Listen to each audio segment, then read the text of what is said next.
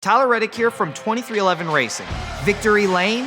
Yeah, it's even better with Chumba by my side. Race to ChumbaCasino.com. Let's Chumba. No purchase necessary. VGW Group. Void where prohibited by law. See T&Cs. 21 plus. Sponsored by Chumba Casino. When you manage procurement for multiple facilities, every order matters. But when it's for a hospital system, they matter even more. Grainger gets it and knows there's no time for managing multiple suppliers and no room for shipping delays. That's why Grainger offers millions of products in fast, dependable delivery, so you can keep your facility stocked, safe, and running smoothly. Call 1-800-GRAINGER, click Grainger.com, or just stop by. Grainger, for the ones who get it done.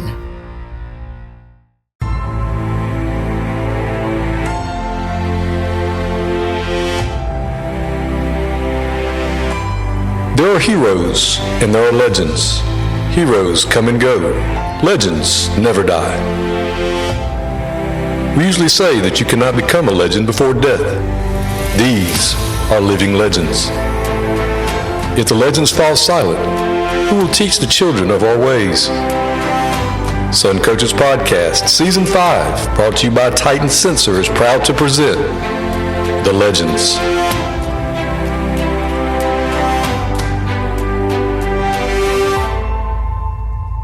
Sun Coaches is proud to partner with Titan Sports for the next 4 seasons on Sun Coaches Podcast. Titan GPS delivers technological superiority and improved player performance through wearable GPS made for high school football and strength and conditioning. From speed training to athlete recruit to workload enhancement, Titan is the easy-to-use yet comprehensive GPS tool to get it done. There's no minimum to get started, and Titan will walk you through every step to success. Message us on X at Titan Sensor to learn more and get in touch. Welcome to Sun Coaches Podcast, Season 5, the Legend Series, and do I have a true legend for you today, Dr. Danny Cronic, Coach Cronic. Thanks for being on with me. Looking forward to it. Well, Coach Cronic, as I do with everyone, could you start off telling everybody where you grew up? Well, I grew up, basically, I was, I guess in about the 4th grade, we moved to Athens, and I went for Winterville for 1 year. Then I went to Colbert, and then we went to Madison County High School. And it hadn't had football very long, but that's where my first experience with football was at Madison County High School. Well, when you were in high school growing up, did y'all just play one sport, or did you play everything? Well, I ended up, the basketball I played maybe a year, and played a year of baseball, but I was basically getting home from school was a problem. So I did a lot of hitchhiking, which is about 12 miles. So that's my excuse for not playing more things, but I mainly wanted to work on football. And as I understand it, you walked on at the University of Georgia, didn't you?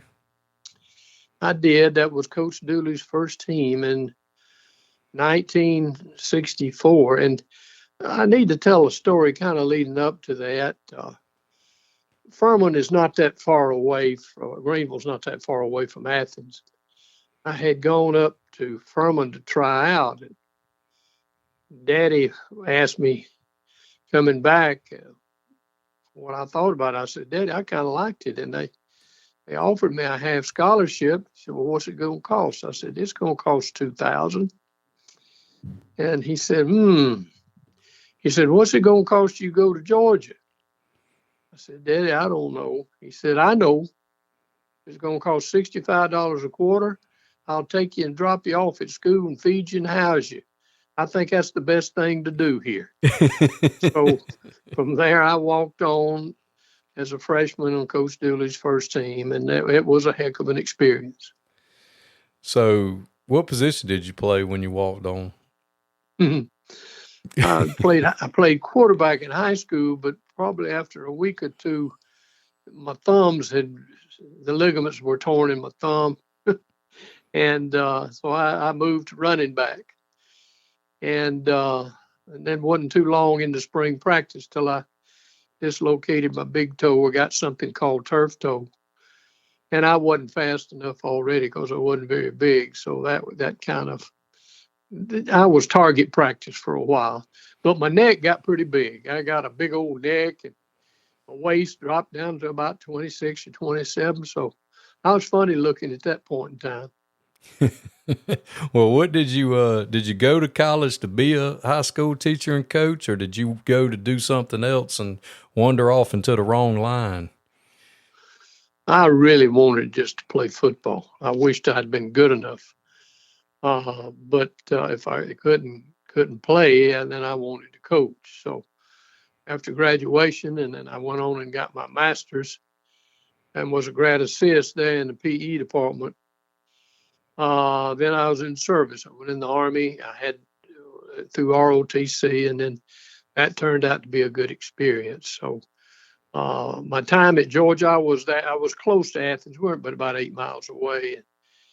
I mean, I went to all the ball games when I was even in elementary school. So I remember Daddy taking me to my first football game.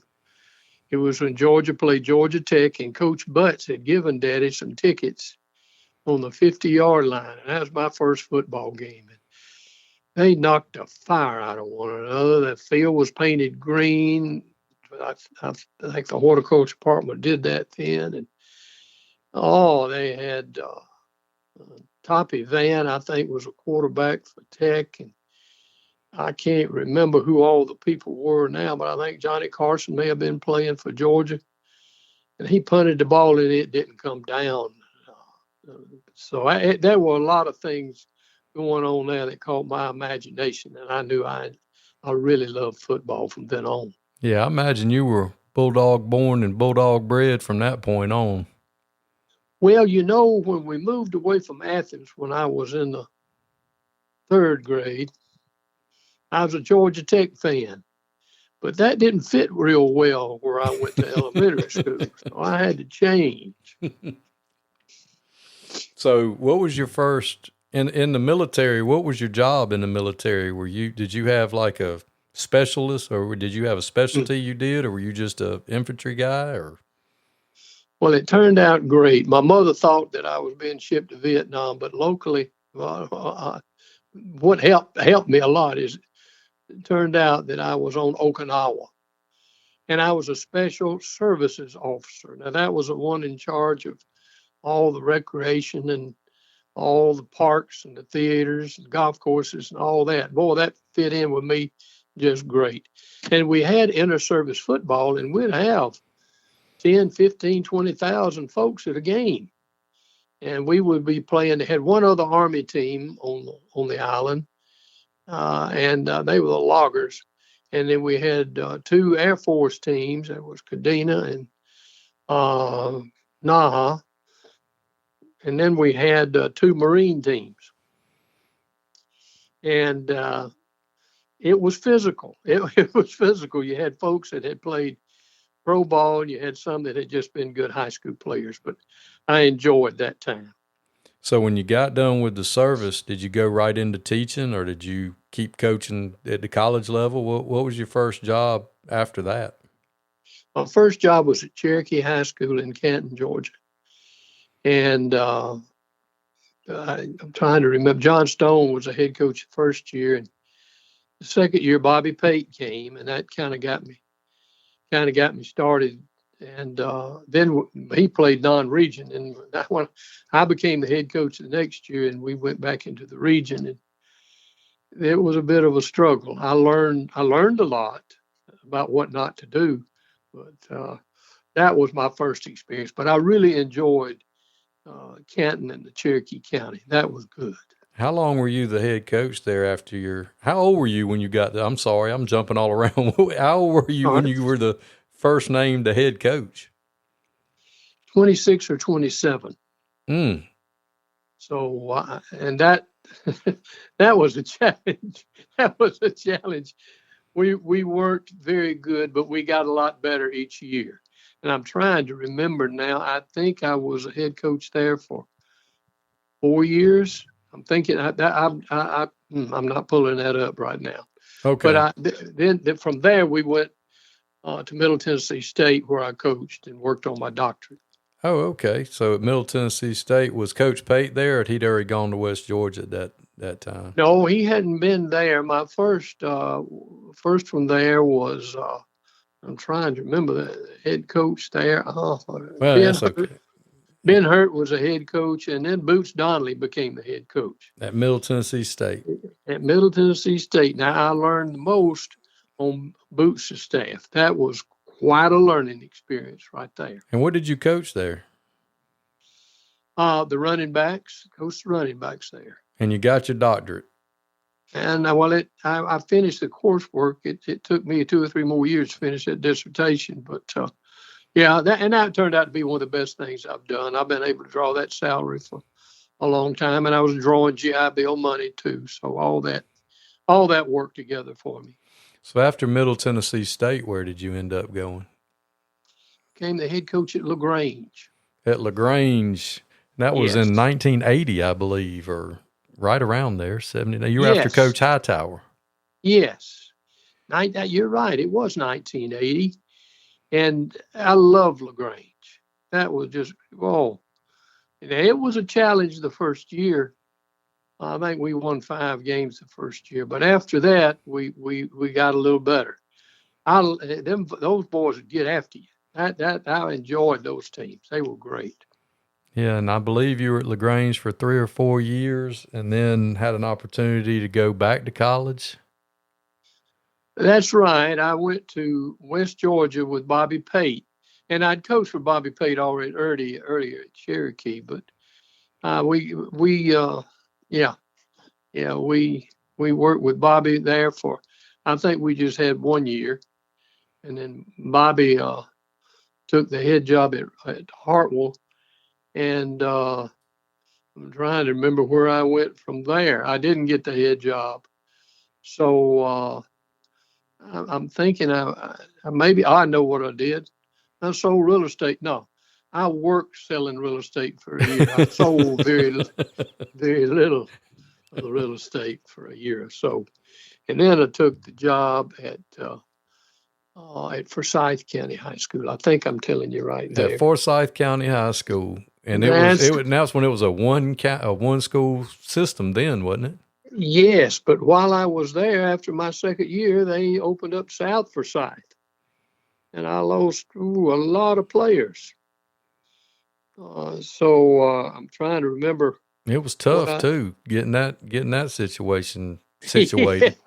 That was it was challenging. It was challenging, but we got better. I think anything that you're doing, if you're getting better, your enthusiasm is strong, and you got a chance. It's just the belief of what's coming. When you're not getting better and you're getting worse, then you're getting down, and that's not good. So getting better is almost as important as winning. Oh, I agree with that 1,000%, especially when you're going into a place that hasn't had much success as it is. You got to have something to be able to show to youngins that you're working towards. I think that's right. Great advice. That's right. And you were at Forsyth for a few years and actually got that program to respectability despite losing a bunch of kids to a new school. I had Chris Bennett was a very gifted player that I had there. So and he and his brother have gotten into coaching and done an outstanding job. I think Craig, younger brother, is coaching up in Pickens County. And I'm not so sure where Chris is right now. Chris could run though. I enjoyed watching him play. Yeah, they both played at West Georgia. I had Craig on he's been on the podcast. I've had him on. He's a good dude. Yeah. Tyler Reddick here from 2311 Racing. Game night's fun until someone spends 5 minutes lining up one shot. Chalk, breathe, re-chalk, still aiming. While they figure it out, I fire up Chumba Casino. I can spin anywhere, anytime, and there's always a new social casino game every week. Spins happen way faster than that shot. Play now at ChumbaCasino.com. Let's Chumba. Sponsored by Chumba Casino. No purchase necessary. VGW Group. Void where prohibited by law. 21 plus. Terms and conditions apply. I really like him. Good ball coach too. I saw him at the GACA All-Star game this past year in Macon. Okay. And he agreed to come on as well. So he was in season 4, I believe. But he did mention that him and his brother played for you. They were good players. They were, and they came from a good family. Mom and Daddy were outstanding people. So I'm glad to hear that they're having some success. Really are. So after Forsyth, where did you head after that? Well, John Thrower got in touch with me and came up to see me and talked me into coming to East Coweta. And y'all had worked together at Cherokee, right? That's right. He was an elementary basketball coach up at Cherokee and had a wonderful attitude about what he was doing. And he had a lot of influence on me. John's just a good person. And he liked folks that were committed to what they were doing. So he and I got along real well. We did. But that's right. I had met John up at Cherokee. And that relationship, talk a little bit about how important it is early in your career, building those relationships with other coaches for down the road. Well, I think it's important, and we talk about this character and the moral aspects of it, and everybody doesn't have to see totally eye to eye, but for having folks around you that you trust and think care about you are extremely important. And I might mention Drew now. He coached with Craig Bennett, not coached, but played with Craig Bennett up at Forsyth. But Drew is the offensive coordinator at the Naval Academy. And Drew has been a head coach at 3 different colleges up to this point. But the one thing that I admire about Drew, he is not a respecter of people. He doesn't work real hard at who somebody is. It's what they are inside and who to trust. And I think that might be one of the most important things that we can say. I've mentioned mainly the head coaches I've talked about, but there's some of the guys that just coached on the 9th grade that I have the most respect for and whose character is what we're looking for. And that we can trust with who we are and who can help us in getting ourselves back straight. So I did want to mention that. Yeah, that is important because we need people that can tell us, as Coach Prime says, sometimes you need somebody that'll tell you that you got spinach in your teeth. That's exactly right. Well, one of the great people I coached with in LaGrange was David Traylor. David's grandfather on the mother's side was a head coach at Georgia back, I don't know, I guess in the 20s, 30s. But David is not a respecter of persons, just good people. And he has been the offensive coordinator in several different positions down in LaGrange and helped them have some real good teams. But there's not a lot of people I can put in that category that I can put in there with David Traylor and John Thrower, the folks like that. They're impressive people. So John Thrower's the AD at East Coweta, and they got a hot mess. So he calls Dr. Danny Cronic to come work some magic on it, and you decide to go to East Coweta, and you were there for 17 years, I believe. 17 or 18. Yeah, that was a good move for us. That was a good move for us. And won a pile of games in those 18 years. Well, we had some good teams. We had some good players, and got to coach both your boys. They both played quarterbacks for you for like 6 years in a row. I mean, that's right. They did. Drew was the I think first year here. I think it was Drew. It was, and after 3 years, Nathan became the quarterback for us. And that was a lot of pressure on them. And if they didn't play well, they said, "What do we do, Dad?" I said, "We'll move." Well, I had Chip Walker on. I know you play golf with his daddy, he said. Yeah. And he said he had to bring Coach Barden in to coach him because, Chip said Coach Barden came in to be the quarterback's coach because he didn't know if they'd be able to live in the same house as hard as Coach Walker was on Chip. And I imagine that is rough when your son's the quarterback and you're the head coach. Well, it's also everybody wondering if quarterback, are they the best one? There's pressure that comes with that. And most of the time they are. Now, is Coach Barden coaching at Noonan? No, Coach Barden's at Christian Heritage now. His son is at Noonan with Coach Walker.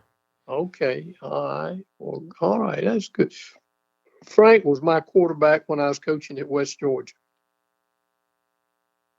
That's right. He's a West Georgia guy. There's a bunch of West Georgia guys that are coaching. Yeah. Yes. They turned out to be some good coaches too.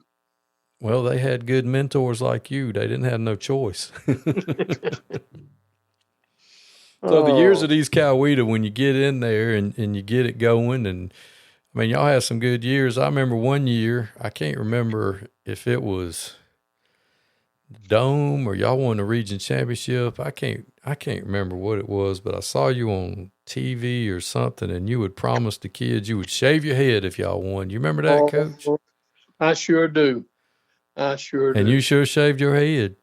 I shaved my head, and I didn't think I was going to have to, because I didn't know that we were going to win those last few games. But we kind of got it turned around, and some people grew up, and the quarterback started playing well. So, those are things that kind of go with it. Well, what were some things when you went into these places that hasn't had the success?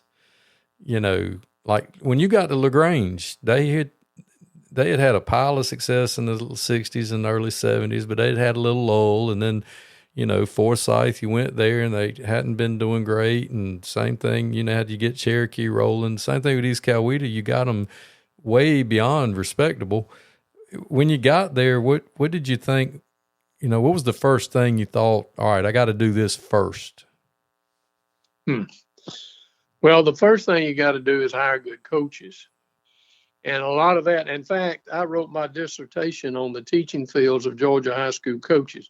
And it wasn't anything more than finding out what places in the school can they teach that would help you the most, and seeing who did what with that. So I think that is where I spent most of my time. If you've got good help, they got a chance to make you rise above what you really are.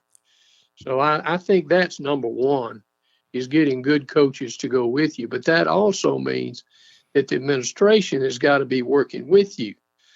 But if you're not teaching the values that are important to the school system, even if you're winning, it's still not doing what the community needs you to do. So I think I really wanted to be a good football coach. Not that I was, but I wanted to bad. I went to all the clinics like you've been talking about, and we went and watched Valdosta. We went and watched Rick Tumberland practice. We went, we just went to places, and went mainly to high schools. We went to colleges, mainly went to high schools. And what were they doing? We started the Ironman. We started different ways to raise money that it involved the kids getting out in the community. We generally started a FCA chapter if they didn't have one. We would do things that hopefully that were grounded on building character and trust in one another. We started having retreats that didn't involve football, that just let us go off and have a good time and talk to one another about what some of our goals were going to be. But mainly, I remember some of these retreats we had, we call them, I guess they were more like a revival. And some of the things the kids told, they were revealing a lot about what was going on at home. But to their credit, I've never heard anything of that mentioned when we got back to school. But what happened more than anything was their tolerance of one another went up tremendously when they understood the problems that each other had.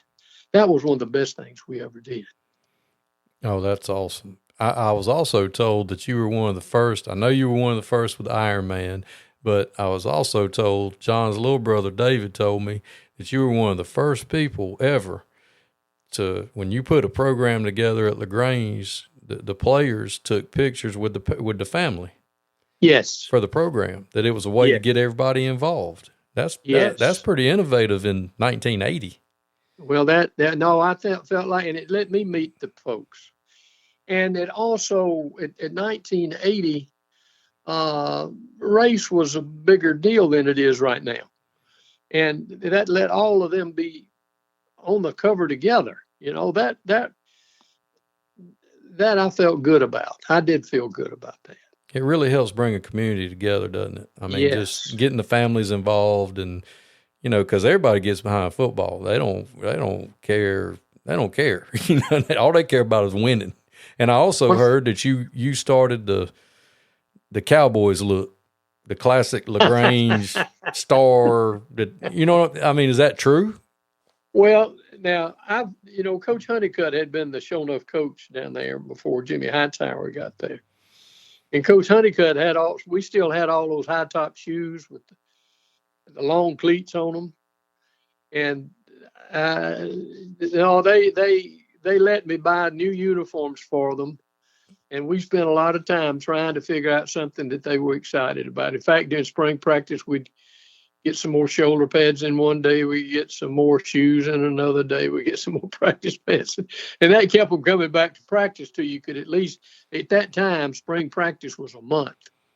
You had 4 weeks. So that was one of the ways we kept them out there. Keep giving them stuff. Keep giving them stuff. Now, they'll come get some new stuff now. Yeah, that's never changed. Kids, and I tell people that all the time, youngins hadn't changed. They got better toys now, but kids still like getting stuff. Oh, they did. And we wouldn't hardly break an egg when we first got down there, but after a year or so, more of those guys got aggressive. I enjoyed those folks at LaGrange, but now they got worked hard. In fact, some of them, I wonder if they hold a low lip for me as hard as I worked them. I don't know. But not only just building community support and doing those things you did, you were also an innovator on the field. The forward pass was something that was kind of foreign to people back in that time, and I've heard stories like Coach Pitts getting up at the region meeting when you got to East Coweta saying they had made a rule you couldn't throw it, and he said, "All right, Danny, you can't throw it but 5 times a game in this region." Because even though you ran the wing tee, you did throw the football. We did. I went to a clinic down at Florida State. I can't remember who I took with me, but we went down there. Chucks, after about a day at Florida State, we said, Tyler Reddick here from 2311 Racing. Another checkered flag for the books. Time to celebrate with Chumba. Jump in at ChumbaCasino.com. Let's Chumba. No purchase necessary. VGW Group. Void where prohibited by law. CT&Cs. 21 plus. Sponsored by Chumba Casino. this ain't what we need. So we went to Leon High School, and they were broadcasting the fact how to throw the football in the wing tee. And after watching that, I could see that when they was going to throw it, they got out of the wing. That wasn't a good message. That wasn't a good message at all. So if you're going to throw it all the time, then you got to spread them out. I think our thing was that I had a hard time doing the option. It seems like I didn't have enough patience to ride that fullback and read it and do all that. So we kind of made our option being whether it was going to be a run or a pass. Now they've done more than that now with the RPOs, and they're reading that. They write it. So we called a lot of play action passes. That was what we were doing more than anything. But it's to go along with the running game. So after East Coweta, your great run there, is that when you went to the private school, or did you go to start the program at Reinhardt first? I'm trying to remember. Oh, I've gotten it right now. You have to break me up. Have we already been to West Georgia? Yeah, we went to West Georgia, and we went to East Coweta. We were at East Coweta for 18 years. Well, the truth is, I got them out of line then. I was at LaGrange before I went to West Georgia. Yeah, I got you. Yeah, I got you way off track talking about. That's my fault. I'm skipping around because I get so excited hearing the stories, I forget about the timelines myself. After West Georgia, that's when I went to trying to sell real estate. Right. And from there, I went to Forsyth County. And then back to East Cal, and then at East Coweta. Then to East Coweta. And then after East Coweta. We retired at East Coweta, and I'm thinking now that we went over here and kind of started. They'd already started football, but I coached here at Heritage, which is a private school, and I learned a lot of things with that. I've learned that they couldn't do the same things we were doing at LaGrange. So after a year there, and I was called by Reinhardt, and I really enjoyed my time at Reinhardt. That was fun. That really was. I got to recruit Georgia boys and starting the program, and that turned out to be real good. And then after about 6 months there, I was able to bring Drew on board. I wanted to bring him sooner, but he wouldn't leave the folks here at Carroll County, and he came on later, and then I coached there I was actually there for 4 years, but we only had 2 teams, had 2 years. We had 1 year was building the program, the field and the field house and all that, and then the next year we had to recruit. I had to hire coaches, and we had to go recruit, and then the third year, 1 year we spent just practicing, and then we had 2 teams after that. And that was great. That was great. Drew took over when I did. I was having some health problems, but I loved doing it. It was back up in Cherokee County, and I'd always enjoyed that community. So that pretty much brought us to the end of it. Now, Drew took over for me, and he had the National Coach of the Year, I think, 2 years after I was there, and Region Coach of the Year the first year, and then I think he was just 2 years. He was gone as offensive coordinator at Furman. And from there, he became head coach at Lenore Ryan, and then Mercer, and now he's at the Naval Academy. But being with Drew, and he was running the same offense in those places that I had been running wherever I had been. We call it the wing T, but it sure is a hybrid. It's not just buck sweep. So. Oh yeah, I remember this past year when the Naval Academy was having so much success, and I'm smiling as I say this because I hope you get a kick out of this like I did. You know, all the older coaches, you know, Navy's having so much success, Drew's having so much success, and the national commentators are like, nobody can figure it out. Nobody can. They're having so much success, and everybody's like, call anybody that played against Danny Cronic. They can tell you he's running the same stuff his daddy ran for 30 years. It's like, this ain't nothing new. His daddy's been running that forever. Yeah, he's got a lot more. He's got a lot more option in there. They got some coaches up there that's helped him a lot with the option. But we were proud of what went this year. It was really, as long as that quarterback stayed healthy, they were good. Coach, I know you got tickled when you saw it the first time when he would move the whole offensive line over one and have somebody else be the center, and those college defensive coordinators are going, what was that? You know? Well, we don't change the center. The right. guard just jumps over to the other side. So you go from unbalanced from a wing right to a wing left situation. And you don't have time to swap those better defensive ends. Yeah. That was what the deal was. Oh, that tickled me when I saw that because I've seen that as a DC, and we tried that a little bit. You know, some schools I've been at, and I'm like, where'd it come from? Oh, Coach, I've seen Coach Cronic do this before. I've seen him do this before, and then you get to see it at the next level. That's just neat to me that.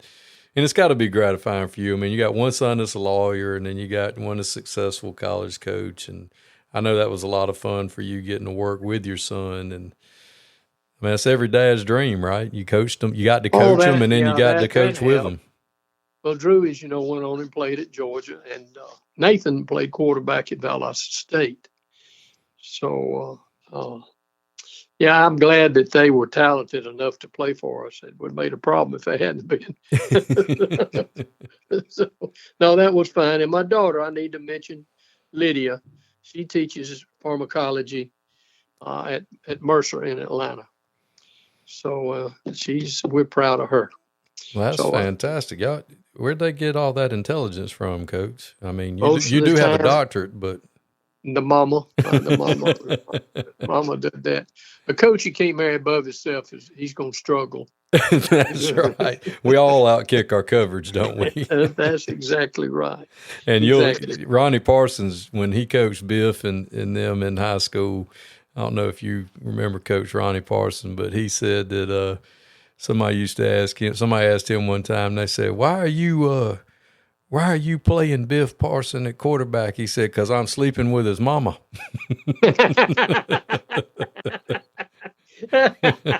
That's the only reason. The only reason he plays that voice because he's sleeping with his mama. He said, "Yeah, you're right." And they took it all wrong, and then they realized, oh, that's his wife and that's their kid. Oh, okay, well, never mind. And they couldn't use that excuse. But like you said, it's not just you. You know, if your son doesn't play good, everybody's moving, and that's a lot of pressure. It is. It is a lot of pressure, and and you don't want to move. It's not like you're going to put the worst. You know, I think some people think that coaches sit around on Sundays and we sit there and go, "What's the worst possible thing we can do?"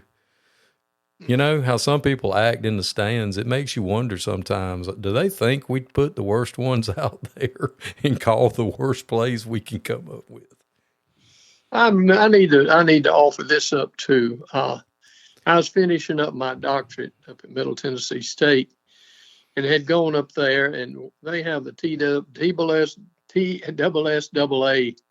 clinic at the same time I was up there. That's kind of like our coaches clinic in Atlanta. And Nick Hyder was up there, and he was speaking some. And Nick and I had become close friends. And I was thinking a lot about leaving LaGrange and going to West Georgia. And Nick told me something that he didn't think that was a good move. He didn't say it like that, but he didn't think it was a good move. And he was right. For me at that time, that was not a good move. And he said, "It's not but one thing important." I said, "Oh, man, what would that be?" He says, "Your priorities. Everything is about your priorities." And that's one of the things I can tell you that I have seen true over and over and over again. When our priorities get out of line, we get messed up. And of course, I don't want to tell everybody what the priorities ought to be, but I think they probably should know. And I can see that I've gone astray. And when I did, it was because my priorities got out of line. Amen. And that's all of us. And it's real easy to do. If you don't keep your head on straight and don't keep the main thing, as everybody says these days. Well, winning can do that to you as a coach, thinking you're doing right, but it's not. There's a thing above that. That's right. And we tend to forget that. And that's easy to do when our desire to win is so strong. Oh, my goodness. Well, I'm glad you talked about taking those youngins off and doing character, team building stuff, because there's no greater calling in my mind than to be able to be that person for a child. And so many of our young men don't have that person. And if that's not your why, you're in this business for the wrong reasons. I mean, winning's great and it'll take care of itself, but they only give out so many trophies a year there's only one, there's only however many classifications, there's only one in each classification. But the effect that you can have over thousands of young men like you've had, it's immeasurable. I mean, to me, that's the most important thing. Chris, can you remember the head football coach from Furman for a while? I can't pull it up. Bobby Lamb? No. I know, no. It was before Bobby. Oh, well, I would coach. I wouldn't have any idea.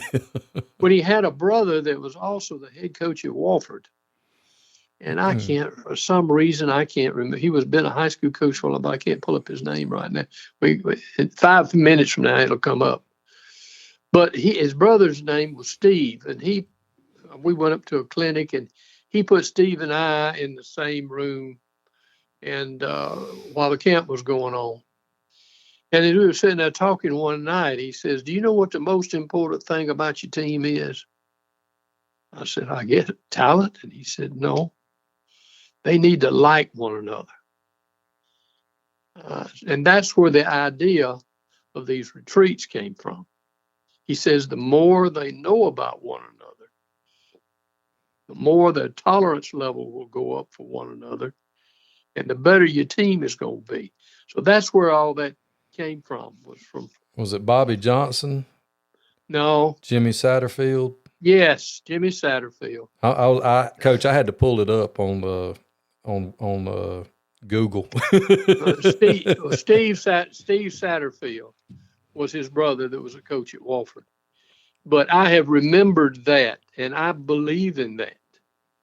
When they come away from some of the retreats, they wasn't a dry eye in the crowd. When you heard things from somebody's heart that might have been negative about them, and then you could just see some of those walls cracking and breaking down. Oh, when you realize that other people go through bad things too. Yes, you see that other fella in a lot different light when you understand what his problems might really be. Tyler Reddick here from 2311 Racing. Another checkered flag for the books. Time to celebrate with Chumba. Jump in at ChumbaCasino.com. Let's Chumba. No purchase necessary. VGW Group. Void where prohibited by law. See T&Cs. 21 plus. Sponsored by Chumba Casino. So, well, Coach, you've talked about some coaches, and I know that time has, there's some guys that over time we forget who they are. But is there anybody that you think about that you just enjoyed? I know you mentioned Coach Hyder, guys and Coach Pitts, people that you just enjoyed competing against, whether they got you or you got them, that you just over the years, the other head coaches that you just really enjoyed hugging on their neck before their games and talking to them, and then trying to whoop them for 50 minutes and then hugging on them again after the game. Were there some guys that you really enjoyed over the years? Well, I would say Coach Pitts, but I don't know that I always enjoyed playing. I was watching that, and I was telling our coach, I said, he's running that counter trey, he's pulling that guard and that tackle. I said, surely we can penetrate and get in there for that. We couldn't. I told him it's just, I didn't think it was sound. Well, I put that play in. So I do remember that, and I enjoyed spending time with him. He was a great football coach. I enjoyed being around him. I really don't know. I'm going to mention this one. It might seem a little off of it because it wasn't all that often, but we went to some passing camps, and they called it the Bowden Academy. Bobby Bowden and his sons had a football camp, and most of the time it was in Birmingham now I can't call the name of the school in Birmingham that everybody's UAB. No, Hoover. The college that's there that's in the Southern Conference. Oh, Samford. Samford, yes, Samford. It was on Samford campus, and rooming next to him at night and staying up with him about 1 o'clock and listening to him and the witness, his Christian witness that he had, that was outstanding. That was meaningful to me. I was sitting at the master's feet, and just a couple of things he gave me. And we had one little guy that went for us, Brad Mazzell. He wasn't big as a minute, but he won Camper of the Week with some of the greatest players who's going to play. And some of them went on to play in the NFL. But he won Camper of the Week because he did exactly what Coach Bowden told him to do in running his routes. So I just that meant a lot to me, and him wanting to spend time with us. That was big. But we had Nelson Hall who coached with me. Do you know that name? Yes, sir. Nelson was a tremendous motivator. He got outside the line sometimes, but my boys loved Nelson. I'm talking about that might have been some of their favorite coaches, but let's see. Clint Wade has been a tremendous coach and a dear friend. And to mention David Traylor from LaGrange, that was just outstanding. John Revere. I don't. Have you heard that name? Yes, sir. Terry Ramsey was a very talented coach. Gary Guthrie was a very talented football coach. Larry Prather, who has been with me at Cherokee and at LaGrange and at West Georgia, was really outstanding. James Miller, the head coach that's up at Reinhardt right now, I think is outstanding. I try to go back in my mind. I'm not doing it as well remembering. I should have had some things written down in front of me here. Oh no, I didn't prepare you. I was just. I've had some really great coaches that's with me, and they've gone on and become head coaches at other places. I was just wondering if you ever thought about guys that you competed against that that you just really enjoyed seeing them that one time a year, and you didn't enjoy seeing Coach Pitts. You said not always, but these days you see young coaches they don't spend as much time. I didn't really know this, but Coach Pitts used a certain officials association. And then when he came up here, he said, "No, I'm not going to use your association." I said, "What do you mean?" He says, "You don't have to use I don't have to use your association." I said, "I didn't know that when you played last year." He said, "You should have known that." I said, "Oh." That sounds like something Coach Max Bass would try to do. Oh, no, I don't know if he's trying to duke me on it or not, but I learned something right then. But Coach Gillibo, Tommy Gillibo, was the Georgia High School Association president, I think, during that time, or executive secretary. And Coach Pitts' wife was Tommy Gillibo's wife's sister. I didn't know if you knew that. Those things aren't necessarily leading to anything, except you need to know them. Right. You need to know that. Don't step in nothing. So, but, I did enjoy playing Coach Pitts. It was going to be a quality contest, and if you beat him, you weren't going to beat him with X's and O's. You had to beat him with some execution, and that was extremely, extremely hard to do. So and he didn't have a lot of guys to go on and play major college football, but I think that was because he got those normal fellas to playing really well. Max was a challenge to play against with all the stuff that would happen. But Max was a good football coach. Let me see some of those that really, really did a good job against us. Coach Kennedy did a good job, and Lloyd Bohannon did a good job over there in Griffin. And I'm trying to remember the coach from down in Columbus. Shucks. His son now is coaching up here at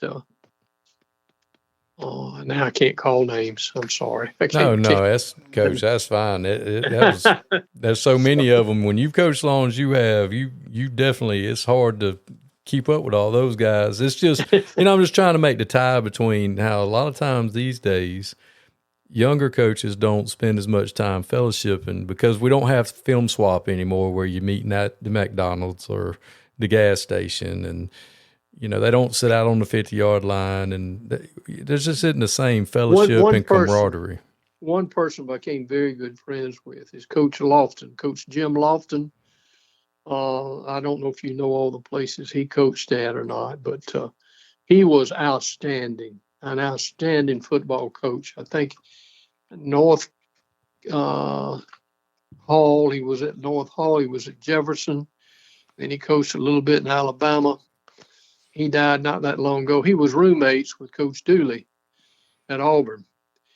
He was a fine Christian man, and he came and watched me practice. He said, "Danny, you're practicing too long." And I did. I practiced too long. He said, "You're going to have to pull out a couple of them periods of what you're doing." I said, "Okay." I don't know if I ever did, but I tried to. But the only way I could figure out to do it was I was going to have to go 2 platoon. I couldn't do that. I couldn't feel like I could fit it down that much. But Coach Lofton was an outstanding football coach. He really was. And I know if some of these folks listen to this, I've left out some names that are near and dear to me. I don't mean to do that. Oh no. Well, Coach, is there other than all the numerous young men that you've had such positive impact on, is there anything else about the game today that discourages you as far as how coaching, how people do coaching and how they do things that you wish were a little bit different of how we approached the high school game than it was, maybe not that long ago, but it's a little different that we need to get back to maybe making it an extracurricular activity like it used to be? Well, one of the things, the game has changed a lot. And I kind of took it that direction a little bit with the passing. I don't much want to go see a high school game where they throw it every down. I still believe in that blocking and the tackling and seeing them execute the blocking. I think that might be the thing I enjoy the most in football, is seeing blocking execute right. I know that Coach Lamb, Coach Pitts, I don't know who all got in. I think Rodney got in on it. They used to get together and go watch folks who were running the option somewhere in college every spring.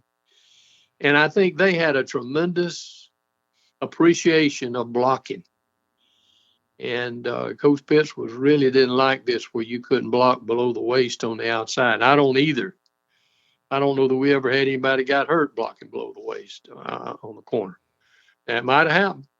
But I think we've had more concussions than we have had knee injuries from that. That's my thinking.